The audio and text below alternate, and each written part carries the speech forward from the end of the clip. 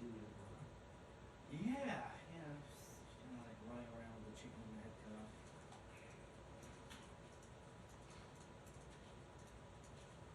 Well, hopefully it'll be less frantic. Perhaps. We'll hold that high hopes. How are you? Well, thankful I had a very important interview with the Israel Prime Minister's brother today, the Dr. Ida. I don't know about him. Sure. No, I've only ever heard of Jonathan. He's a playwright on the creative side. His family, I'm sure, gives him a lot of material. Hi, how are you? Oh boy. Good. No, you special a play you talked about Victor Frankl, psychiatrist, and his time in a concentration camp. Observations about people's quest for meaning in life, based upon Victor Frankl's book called Man's Search for Meaning. Very good news there. Yeah, and people still are searching for meaning in the midst of pain. For sure. Why not here? Yeah. Is it ever going to get better? Absolutely. Is there an afterlife? Like, Some light topics. Busy days. we had a Busy little days and psychological. weeks and months actually. It's a break. It should be on our YouTube channel tonight. Okay, nice. It was in person or over Zoom?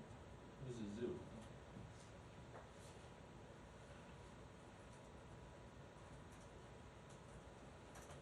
I think you gave me the card before. I don't have it.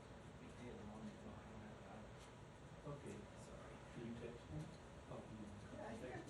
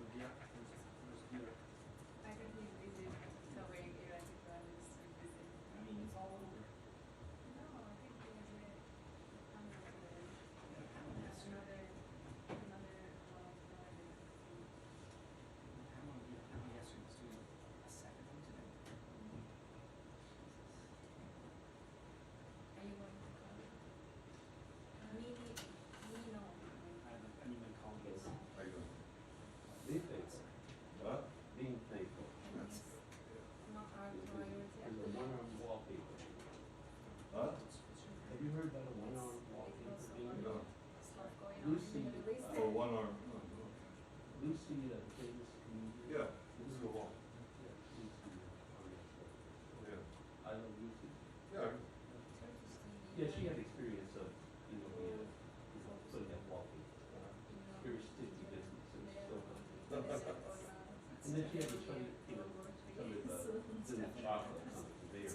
I remember that. I remember that. I used to watch that.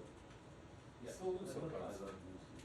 Sometimes I still see re-airings of that here and there. The quality of comedy, I think, is denigrated. In the early days, I love Lucy, Milton Berle, Yeah. Red Skelton. Yeah. Actually, Red Skelton was critical. Actually, it was Milton I Berle was was- critical I of wanted to, comics I today. Yeah. He said that they've lost the creativity. Signed up Yeah. and was ready to go. It's due to the lowest denominator. Yeah.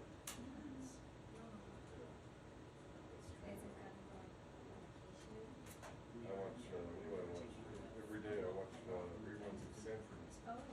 Oh, no, I remember watching that a lot. Yeah, Sanford and Son. Do you have a card? I don't have one with me.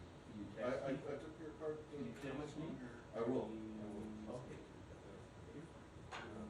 I had an interview with Israel Palestine Oh, okay. How'd that go? Great. No, I just. But he's a playwright. So he's out of political. Yeah. Creative and writes plays. So.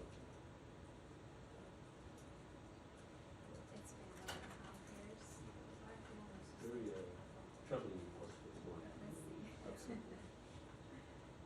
And you look like she's. All made in TV. Based out of Beirut. Oh. Lebanon is in the middle of a lot of issues. Yeah. It's a pan-Arab network, so but the headquarters are in Beirut. It's not technically Lebanese. He's like us. Well, I'm convinced there will be peace. I hope so. I sure hope so. You gotta have to wait so long. Yeah, right? You already know.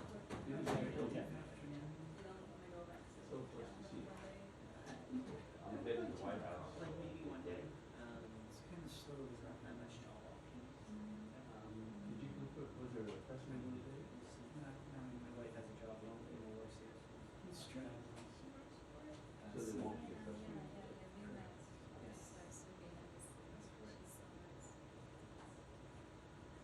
He's trying to bring peace to the Middle East. Did it work? Very good time. I wish. Basically been allowed to do it, which is nice. Oh, I told you that interview Israel Palestine brother. Like everywhere else, it's Yeah, location. it's good that you traveling. And he's a playwright. Yeah. We got into some heavy issues about the Holocaust. Did your friend be psychiatrist? I said I'm very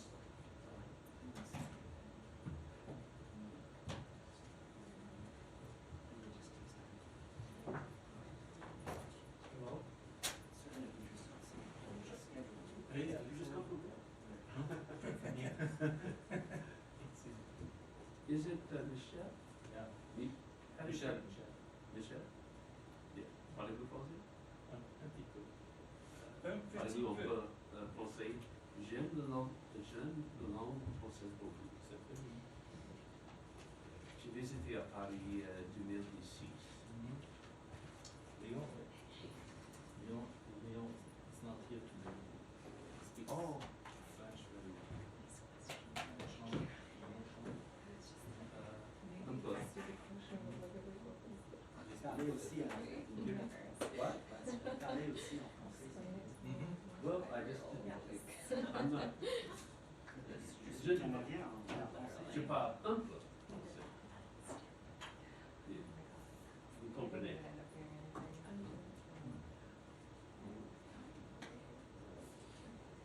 Where did you learn your French? University of Idaho State.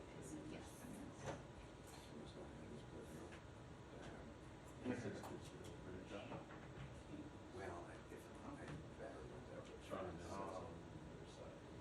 A lot of people say, Well, they did King Louis the First. let's go back 1,000 years.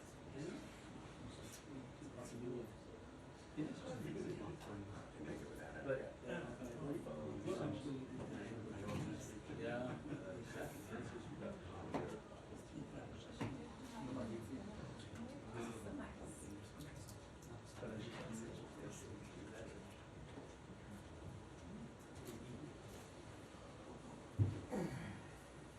when Matt is here, we know it's time. Well, I thought I was gonna be late. They called a 2-minute warning about 3 minutes ago. Give the 2-minute warning at the White House. So. Well, this is the State Department. They run on their own time. Yes, they do.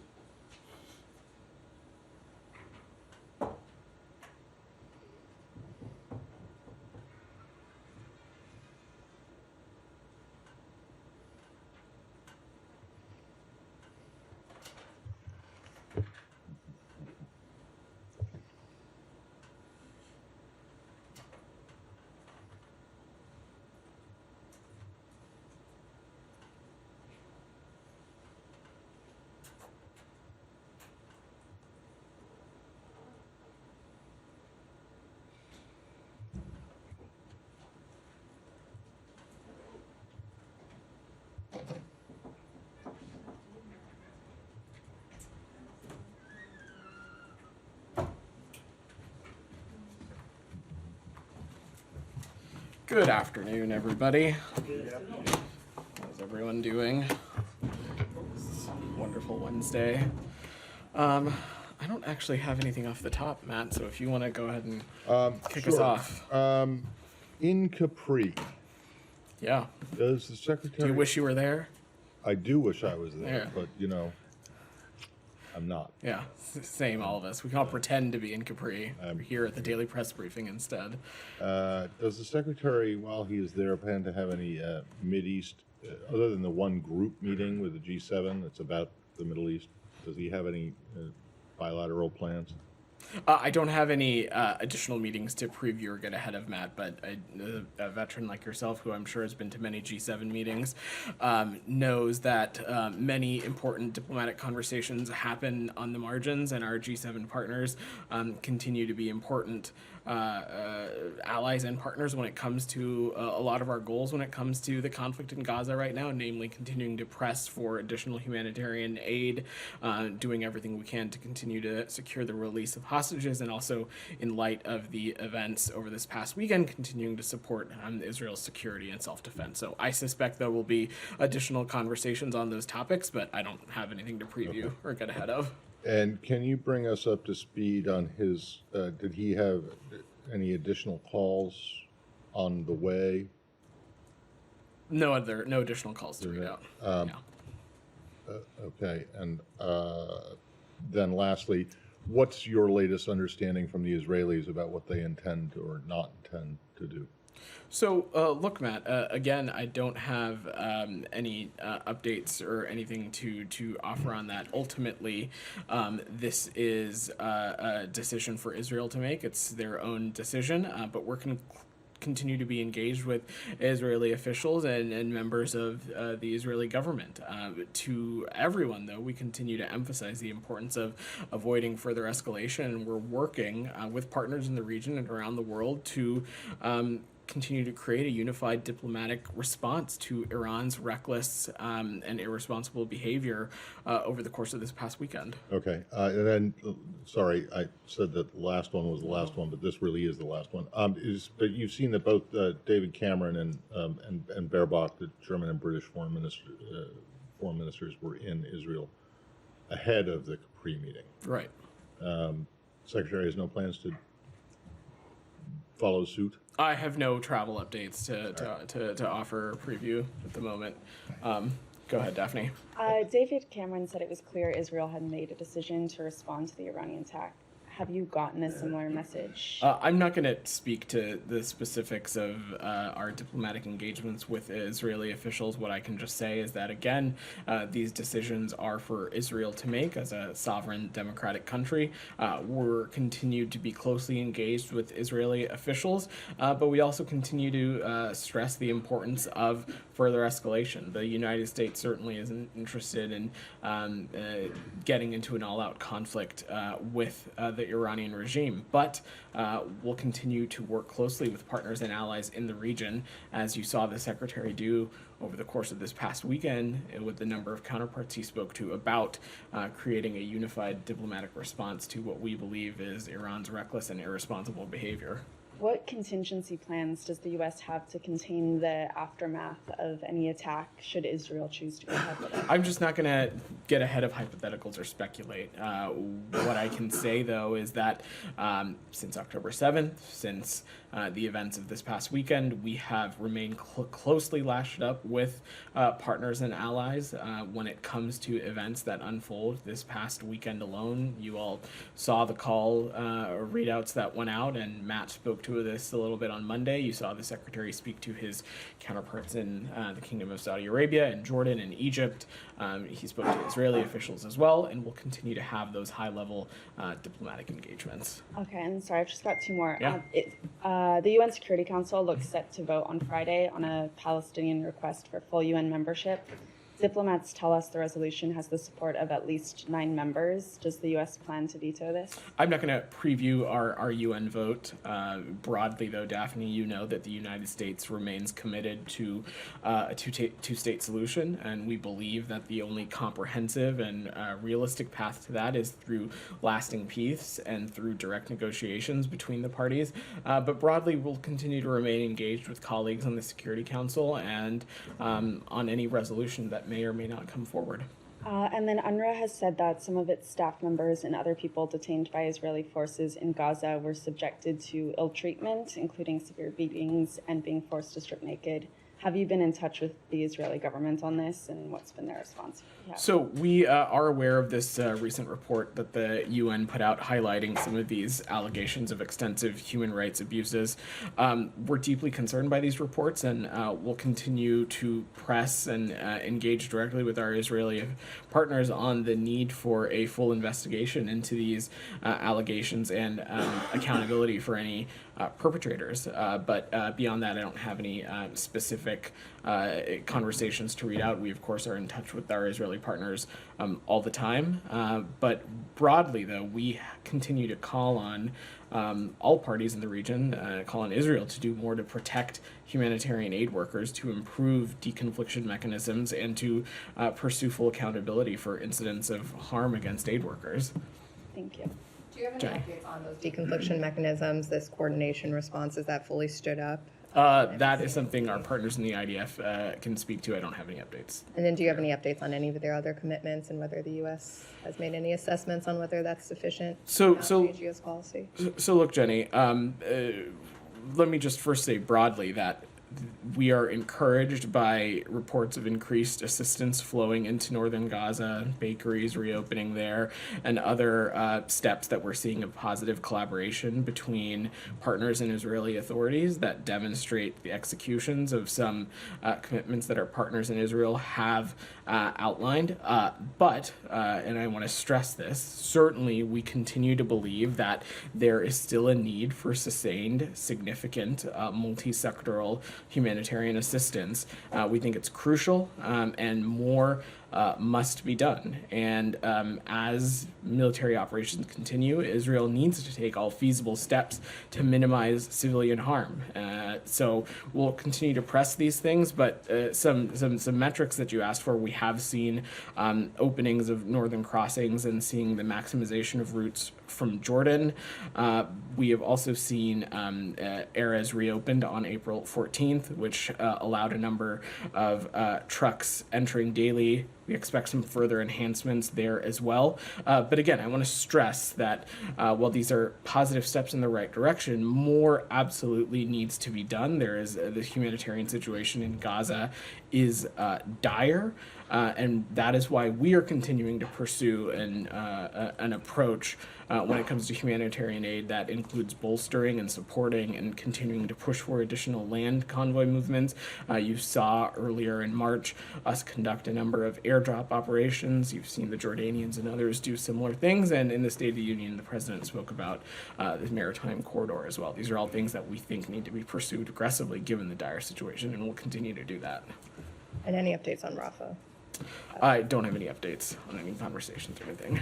Go ahead. Vedant, just follow up on your statement earlier about your efforts to have a unified diplomatic response to Iran's attack between you or your partners and allies. Is this designed to negate the need for Israel to respond militarily, or regardless of that? So Israel is going to make its own decisions and its own determinations as a sovereign country, irregardless of what transpires in that department. We continue to believe that it is important to hold the Iranian regime accountable for what we think is reckless, malign, and destabilizing behavior. You saw National Security Advisor Sullivan speak a little bit to this yesterday, and so we'll continue to work directly through our systems, multilaterally, through forums like the G7 that Matt was alluding to, the UN and others, in ways that we will hold the Iranian regime accountable. Go ahead, Doug. Okay, Yeah. thank you, Vedant. On Thursday, April 11th, the State Department spokesman, Mr. Miller, said that Biden administration fully supports the rights of the Israeli people. And for our audience, could you explain a disconnect between the Biden administration's words and behavior? How on one hand, that you could say you fully support the rights of the Israeli people, and on the other hand, not fully support the rights of the Israeli people to defend themselves as they see fit and have a follow-up. Do you have a specific example of how we are not encouraging them to defend themselves? Well, specifically about not allowing them, or the issue of a counterattack against Iran, and not allowing them to easily go into Rafah to take care of Hamas, delaying this. Israel could have been into Rafah a long time ago, so the audience really concerned about the disconnect about that they see, the Biden administration preventing Israel from going to Rafah for these operations. I'm going to interrupt you a little bit. I think you are, frankly, in a misleading way, conflating two very different issues. One, in the context of Israel defending itself against attacks from Iran. We believe that they have every right to do that, and they should. And you saw the United States underscore that commitment to Israel's security and its self-defense this past weekend. And that is a commitment we believe is unwavering, and it is ironclad. And we will continue to feel and believe strongly in Israel's ability to defend itself, in its ability to feel secure in its region. But separate from that, in this conversation of Rafah, it is important, again, that we underline when we're talking about Rafah, we are talking about more than 1 million people seeking refuge. We are talking about a region that continues to be an important conduit for humanitarian aid entering Gaza, and it continues to be a access point of safe departure for foreign nationals. So yes, we believe very strongly that any military operation in Rafah or in the Rafah region should require significant, serious planning that addresses these three major areas of concern. That continues to be something we feel strongly about. Along that, our audience is concerned about the pressure on Israel to accept the two-state solution that you were talking about.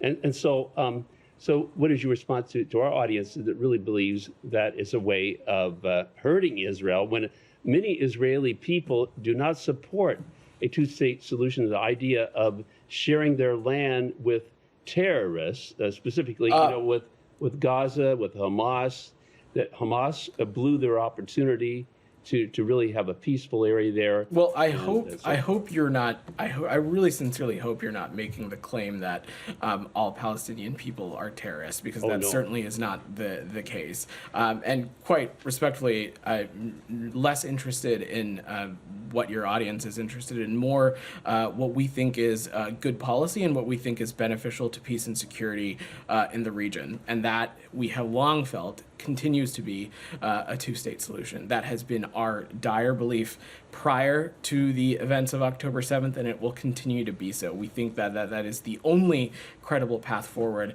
that assures equal measures of peace and security for the Israeli people and the Palestinian people. Well, along with that, what do you say? I'm to going to those move people around. that You've feel gotten 3 pressured questions to already. accept Willie, you've had your hand up. God. Sorry, Lenny. Could you have any update on the investigation into what Israel actually hit in Damascus on April 1st? I don't have any updates for you on the status of that facility or anything like that. Thank you. Go ahead. Thank you, Vedant. So you supported two-state solution, but it seems you also oppose Palestine's membership at the UN. Do you think this is contradictory? I don't think these things are contradictory at all. Again, as it relates to the United Nations, I'm not going to preview our vote. And as I said, we're continuing to engage with our partners on the Security Council. We remain unwaveringly committed to a two-state solution and continue to feel that the only path forward is a comprehensive, lasting peace is going to be through direct negotiations between the parties. And that continues to be what we think is the best path forward. And when you say a two-state solution, is it like a Palestinian state based on 1967 borders with East Jerusalem as the capital? What is your understanding of the two-state solution? So I don't have a change in definition of how we have been talking about a two-state solution. We've been talking about this as a Palestinian state for the Palestinian people, and of course the state of Israel, with the boundaries bounded by 1967. I believe mutually agreed upon land swaps as well, with the status of Jerusalem being a final status negotiation issue. Just one more on Turkey. Yeah. Do you have any readout of On Turkey, you just on said? Turkey, Yeah. Any readout of Undersecretary John Bass's travel to Turkey? I don't, but I'm happy to check and see if we've got any additional information there. I know, just to say broadly, Turkey has been an important partner of ours in a number of key lines of efforts. Acting Undersecretary Bass, as you all know, used to be ambassador to Turkey, so he has a lot of deep and close relationships there, and have no doubt that he's engaging on some important issues, whether it relates to peace and stability in the Middle East, but also continuing to engage with our partners in Turkey on issues relating to NATO and Ukraine. Go ahead in the back. Yeah. 2 questions. I have one on Haiti and one on. Can we stay on the region and I can try and come back to you? I have one for the West Bank as well. Go ahead. Yeah. I keep asking this question and trying to rephrase it in regards to the Palestinian Authority. Mm-hmm. Within the jurisdiction of Area A, does the Palestinian Authority or Palestinian law enforcement have the right to arrest settlers that are attacking Palestinian homes or Palestinians? That's a question I would better refer you to the PA and officials within COGAT. I don't want to get into the specifics of jurisdiction in that level of detail from up here. Go ahead, Jacob.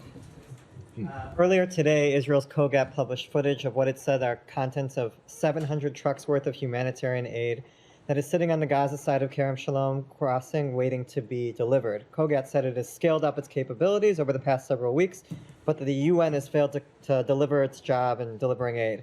Ambassador Satterfield said last week that the biggest obstacle at this point is UN and international agencies bringing more trucks into Gaza in order to distribute the aid.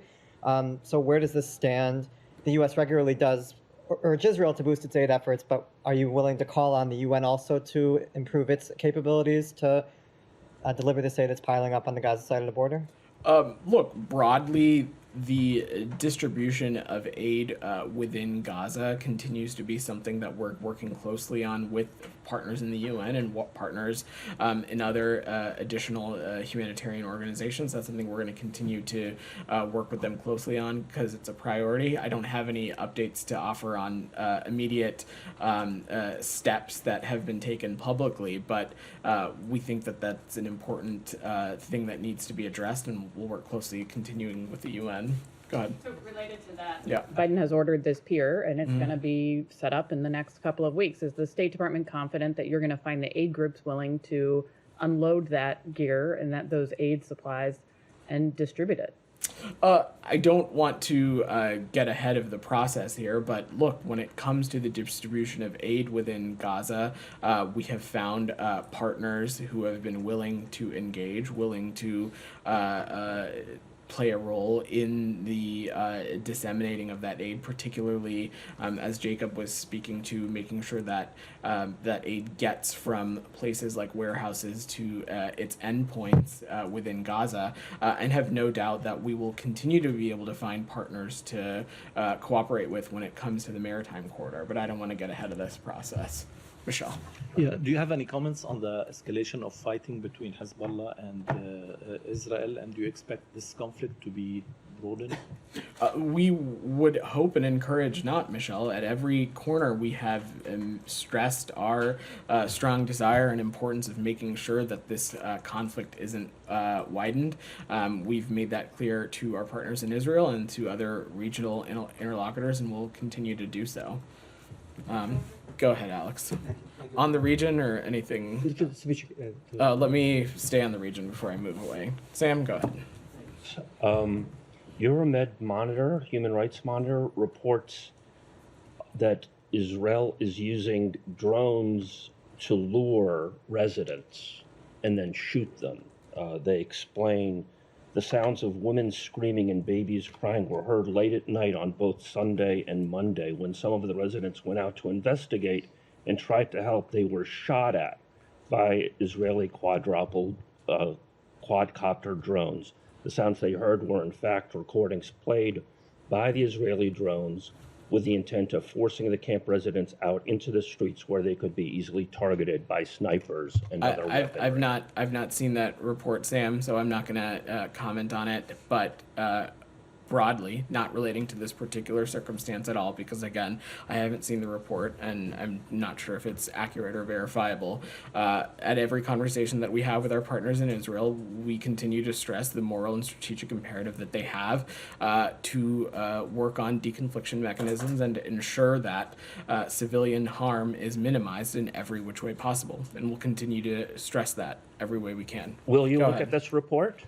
I'm sure we'll look at this report, Sam. I don't have any comment on it right now. Do you recognize the Geneva Conventions as applying? I've answered your question, Sam. No, you haven't. You've evaded it, and your colleague deceitfully responded to it. Do you recognize the Geneva Conventions? It's a simple question. Go ahead. Do you recognize the Geneva Conventions as applying to Gaza? When you interrupt me, it's not a matter of. I'm not going to take additional questions. Answer to a simple question. Go ahead. You got two questions. No, I didn't get two questions. You did. You asked a question about your report, and you asked a follow-up. Please go ahead. You're refusing to answer it. Go ahead, sir. Do the Geneva Conventions apply to Gaza or not? Apply to everywhere on the planet except for the Palestinians. Isn't that right? We continue to stress everywhere that international humanitarian law needs to be abided by and respected. Go ahead. Do the Geneva Conventions apply? You are now interrupting your colleague. Go ahead. I'm interrupting you. I'm not interrupting you. I'm insisting on an answer to a critical question. Go ahead, sir. I'd like to ask about the sanctions against Iran. I'd like to ask about the sanctions against Iran. Yeah.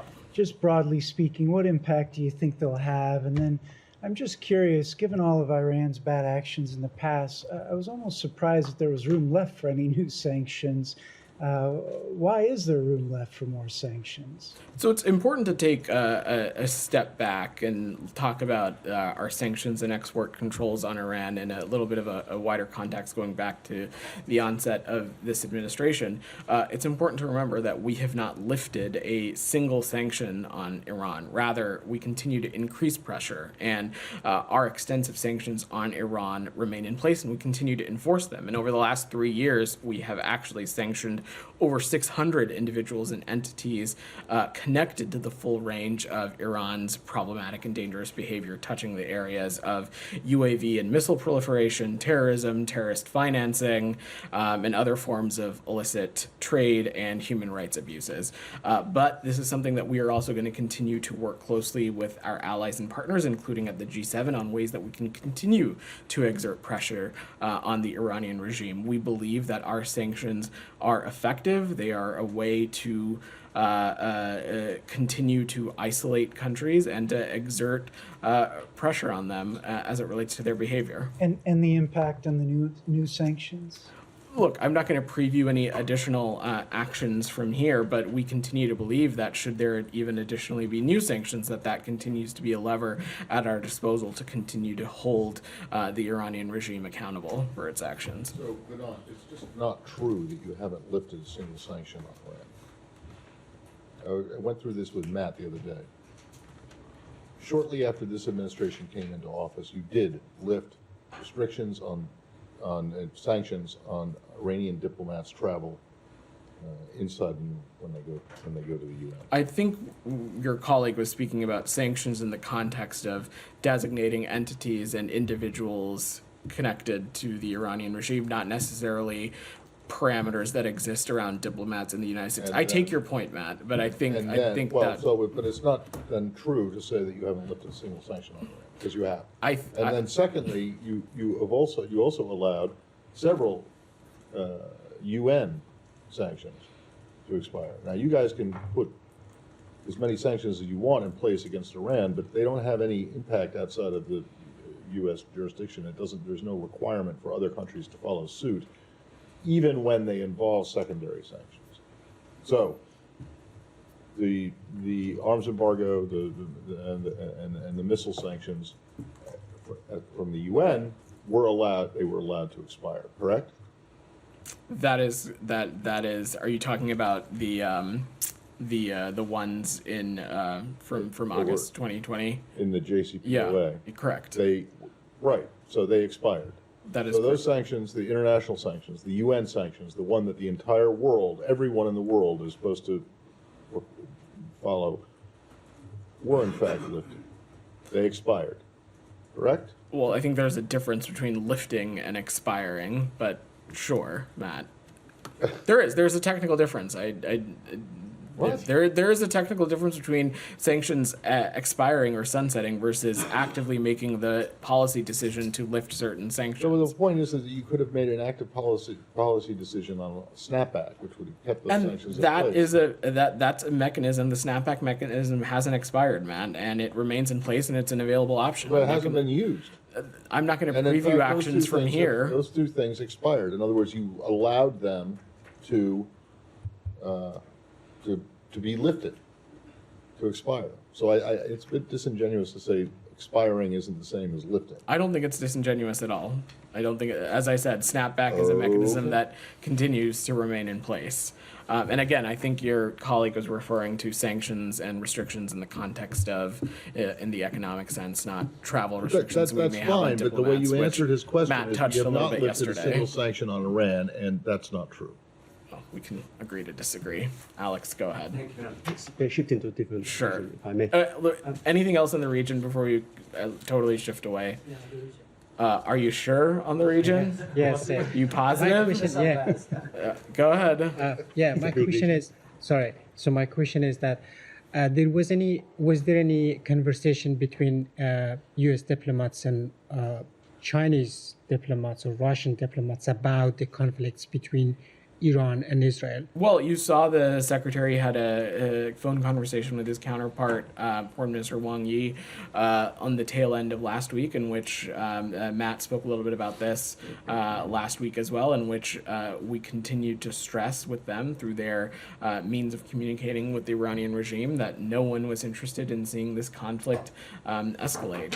And we'll continue to have those conversations with appropriate interlocutors. How about Russia?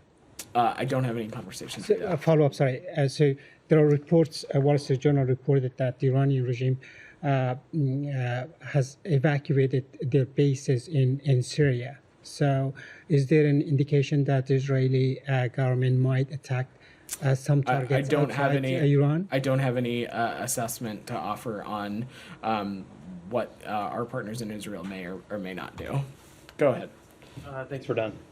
So Benjamin Netanyahu testified to the U.S. Congress in 2002. This is before we invaded Iraq, and he said, quote, "There is no question whatsoever that Saddam Hussein is seeking and is working and is advancing towards the development of nuclear weapons." He then went on to say he was hiding nuclear facilities underground. We now know this was a lie, one that many U.S. service members and innocent Iraqis paid the price for. Netanyahu, in that same congressional hearing, goes on to say, "Obviously, we'd like to see regime change, at least I would, in Iran. The question now is, what is the best way to proceed? It's not a question of whether you'd like to see regime change in Iran, but how to achieve it." So my two questions for you are, one, how can we trust somebody who goaded our country into war in Iraq based on falsehoods? And two, given this weekend's events, why are we confident he won't do the same thing with Iran, given he's been calling for us to enact regime change in that country for 20 years? I'm not sure I fully understand your question, but so let me just say a couple things. First, as it relates to Prime Minister Netanyahu, this is somebody who the president has a close working relationship with. It's someone that the secretary has a close working relationship with. But broadly, beyond any immediate official or individual in the Israeli government, our partnership, our relationship with Israel, our commitment to its self-defense and our commitment to its security transcends any government in Israel. It transcends any government in the United States, and it's a relationship that has pursued and persisted over the course of various political parties and presidents. Number two, as it relates to the Iranian regime, let me just be clear and unequivocal about this. We condemn in the strongest terms its reckless and irresponsible attacks from over the course of this past weekend. Okay, but one individual, Netanyahu, is the head of the entire Israeli government, and when you might condemn those, but there's a difference between condemning those actions and the U.S. getting roped into a war with Iran. The United States is not interested in entering an all-out conflict with Iran. We've been incredibly clear about that. Even if they strike Israel? We have been very clear about our commitment to Israel's security and its self-defense. We've also been clear that we will not be participating in any offensive operation, but our commitment to its security and self-defense is ironclad. If I may ask on Georgia. On Jordan? Georgia. Georgia. Okay, I'm gonna. Michelle, do you have anything on the region before we move away? Any role that Russia is playing between Iran and Israel? That's a question for the Russian Federation. But are you aware of that? I'm not. None that I can speak of or that I'm aware of. Go ahead. You already got a bunch of questions. Go ahead. Moving to Ukraine, if I Yeah. may. Russian missiles hit a hospital in Chernihiv this morning. They killed more than, actually 15 almost, and more than 60 were injured. What does it tell you about the state of play on the ground, and how under stress do you think the Ukrainian military is? This is, Alex, another example of a horrific Russian missile attack, this time on downtown Chernihiv in northern Ukraine, which is only about a 2-hour drive from the capital, Kyiv. Approximately 16 people were killed, more than 600 injured, including children, and missiles destroyed residential buildings, a hospital. The images from these attacks are horrifying, but it also, Alex, beyond, to take a step back from the immediate, it underscores the need of passing the National Security Supplemental. Our support for our Ukrainian partners, we believe, can continue to make a difference in this conflict. It can save lives, but the House of Representatives needs to act now. Thank you. Staying in Russia, and there are reports that Russians they have started moving their forces / troublemakers, if you want, out of Azerbaijan and to be deployed in Ukraine. What do you know, and what do you think about its implications? Well, Alex, as you know, we were not party to the negotiated trilateral arrangement that ended the fighting in Nagorno-Karabakh in 2020 and established Russian troops in that region. Frankly, we've not seen anything to indicate that Russia's military was contributing to a more peaceful and stable South Caucasus region, and the events in Nagorno-Karabakh over the course of this past fall are pretty indicative of that point, and it's another highlight or example of how Russia is not a trustworthy ally or partner. But beyond that, we strongly support efforts by Armenia and Azerbaijan to reach a durable and dignified peace, and we stand ready to continue to help facilitate this process. Ben, go ahead. I'm going to work the room, Alex. Please come back later on. Go ahead. Thank you, Vedant. If I could follow up on a question that was asked yesterday Sure. about China supporting Russia's industrial base. Yeah. Matt said the U.S. is very concerned that this would be on the G7 agenda, but I was wondering if you could provide any more detail, particularly what the U.S. is doing in response to Chinese support for Russia's industrial base. Sure, Ben. So let me say a couple things on that. We believe that the PRC is supporting Russia's war effort, and it's doing so by helping ramp up its defense production. Specifically, the PRC is providing Russia with significant quantities of machine tools, microelectronics, optics, UAVs, and cruise missile technology, and nitrocellulose, which Russia uses to make propellants for weapons. Together, we think that these materials are filling critical gaps in Russia's defense production cycle, helping revitalize Russia's defense industrial base, which had otherwise suffered significant setbacks due to sanctions and export controls from the United States from our partners and allies. This kind of support is actively enabling Russia's war in Ukraine, and it poses a significant threat to European security. We've raised these concerns with the PRC through diplomatic channels, including through recent conversations at the leaders level, and we've been briefing our allies and partners on our concerns over the past few weeks. And we issued an executive order targeting third country banks that facilitate support to the Russian defense industrial base. We've sanctioned relevant firms in the PRC and are prepared to take further steps as necessary. Jalil, go ahead. Thank you very much, Vedant. A few humanist questions. Let's keep it to less than a few. We've got a couple other people have their hands up. I'll stop whenever you tell me to. Great. My first question is about these two gentlemen. One of them is very dear to America, and he has my last name as well. His name is Dr. Shakil Afridi. Mm-hmm. I feel like because of lack of diplomatic courage the Pakistani ambassador has in Washington, D.C., the guy has spent 15 years over there. Pakistani lady in the U.S., Afia Siddiqui, has spent 25 years.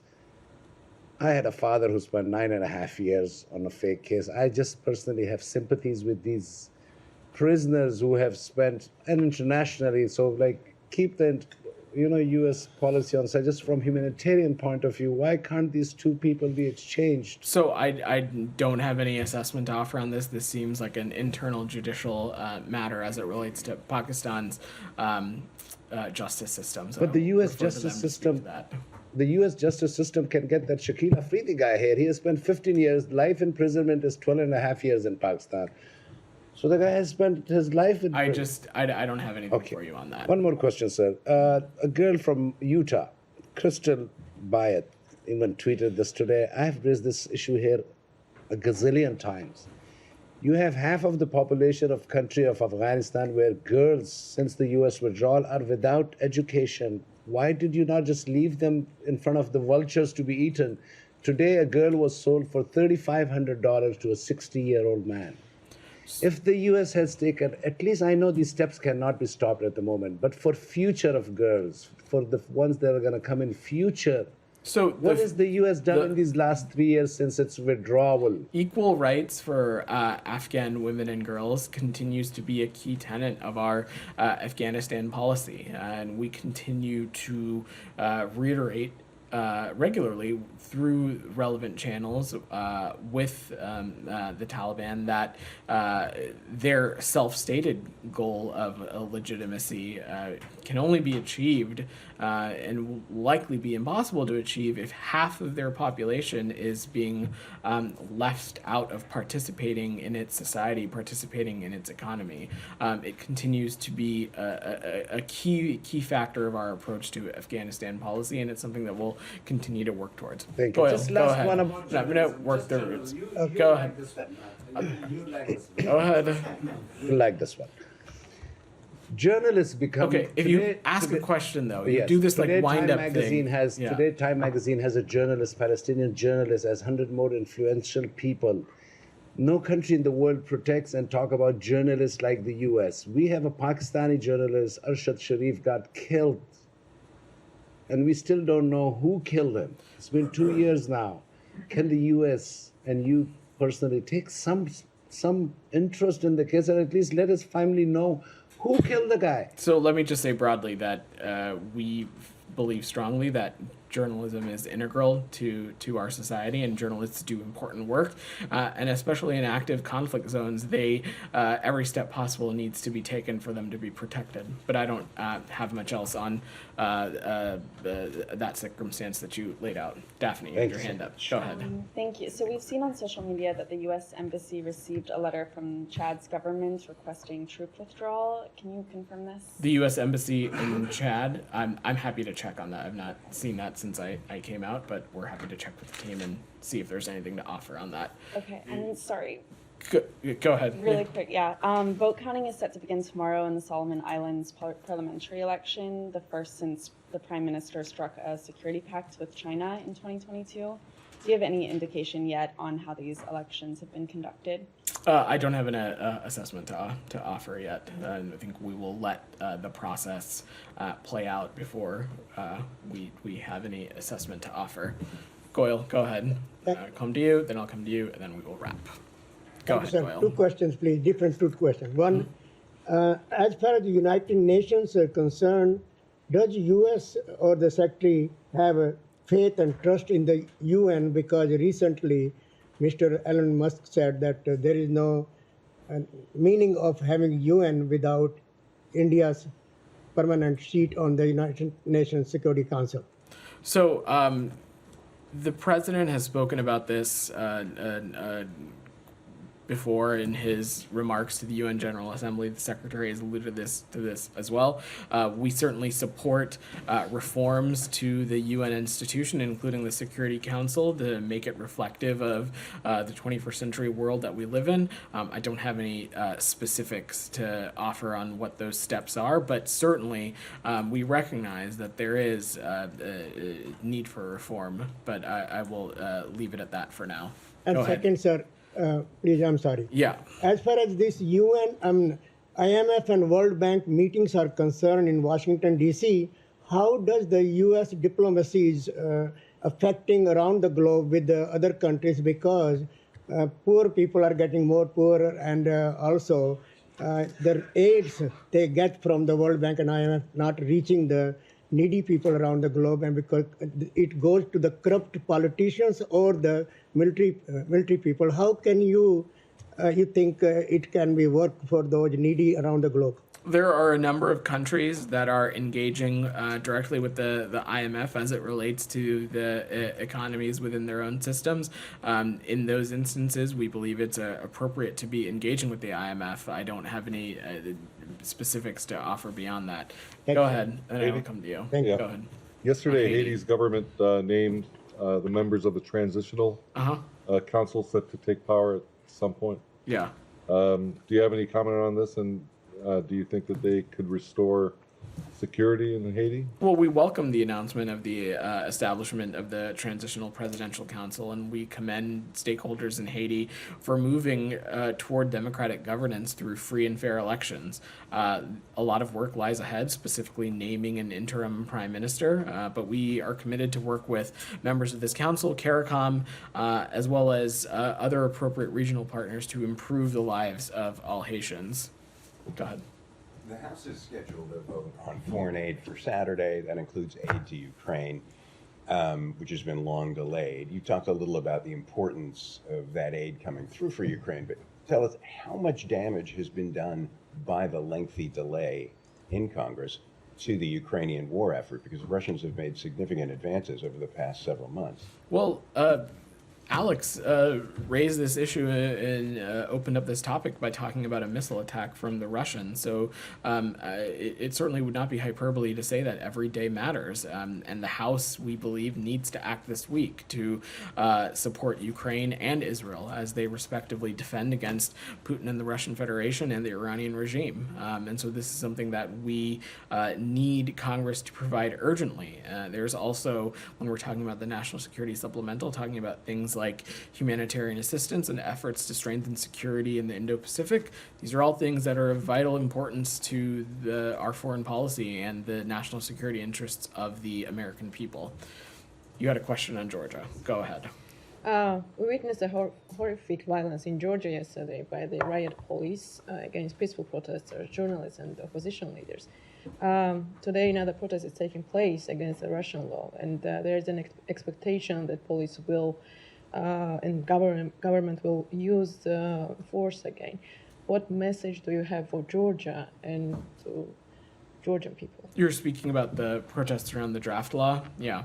So we remain deeply concerned that this draft legislation, if enacted, could stigmatize civil society organizations working to improve the lives of Georgian citizens and media organizations operating within Georgia to provide information to Georgian citizens.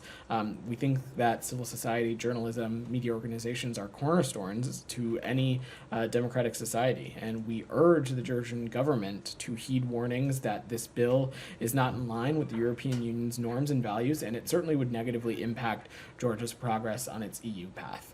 All right, thanks everybody.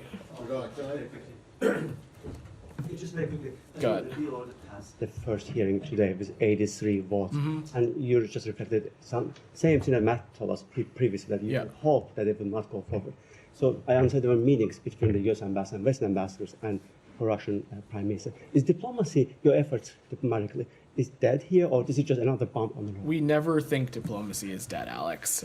So again, we will continue to urge and reiterate with the Georgian government our dire concerns of this kind of legislation, and heed the warnings that this kind of legislation, is not in line with the EU's norms and values, which would certainly negatively impact Georgia's stated goal to eventually become party to the European Union. But they also pushed an amendment to tax law today, a separate process that will allow them to transfer their assets from abroad. Clearly, they're preparing for hedging. They're trying to avoid sanctions, potential sanctions here. Aren't you too late to? I'm not familiar with this other piece of legislation, Alex, but I'm happy to check for you. Matt? Yeah, sorry. I just want to go back to something that was raised a little bit earlier. Can you find out from Elle or from whoever, if the United States believes that the Geneva Conventions apply universally, in other words, to everywhere on the planet, and also the same question on the Vienna Conventions? And obviously the question before was about whether Geneva Conventions apply in Gaza, but then specifically it would be whether the Vienna Convention applies in Syria. Does the administration think that there are certain exemptions to these conventions? That's sure. I don't expect you to have an answer, but maybe you could. Well, Matt, let me close out by saying that I will echo again what when responding to your colleague, that it is our sincere belief that international humanitarian law needs to be abided by everywhere, and that continues to be the policy we'll pursue. Thank you. All right, thanks everyone. Thank you.